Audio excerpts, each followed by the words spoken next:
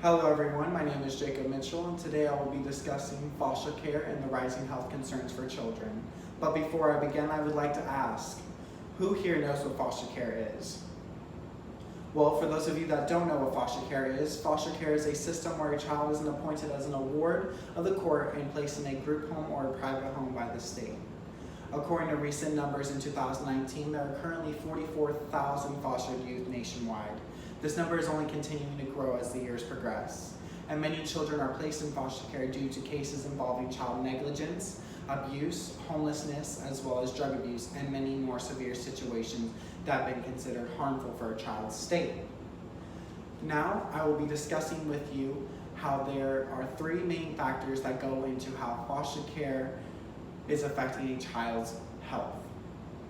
Now, most of you don't know it, but the first main one is mental health. And according to American Pediatrics, they are currently studying cases within foster care nationwide and have presented enough evidence to conclude that there is a large mass of children in the foster care system that have already been diagnosed with severe mental disorders or developed them over time. A major percent is teens.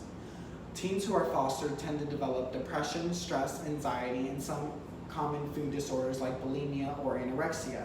This tends to peak in teens from ages 16 to 22 years old.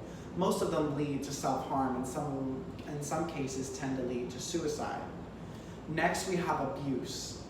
Due to recent studies from Psychology Today's research, cases with the involvement of physical negligence such as abandonment or even the failure to provide for a child's nutritional or physical needs have also led to major declines in a child's health. Abused and neglected children who enter foster care may have already been exposed to parental substance abuse, domestic abuse, community violence, or poverty from their previous home or family. Next and last, we have child growth and development. This is a main factor because many studies made by developmental researchers have recognized that it is often the association of multiple risk factors that derail the potential for positive developmental outcomes.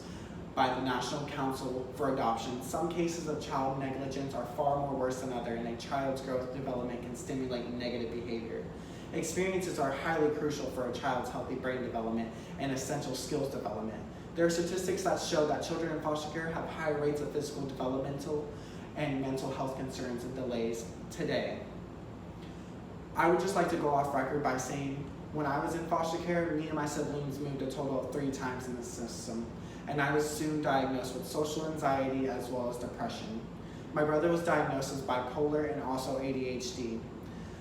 We as young teens endured this experience and we were greatly appreciative of being taken in. However, it has left us broken, scarred, and hopeless with the feeling of abandonment anywhere we go. In conclusion, I would like to add that with this speech, I'm not only here to inform you about how the system is, but to show you how the system can be. In conclusion, foster care is an important system when bringing in broken children. However, it tends to leave a permanent scar on a child's life. Without proper assistance of therapy and communication, many of these cases are just a small percentage of thousands of other cases that have been affected for many children.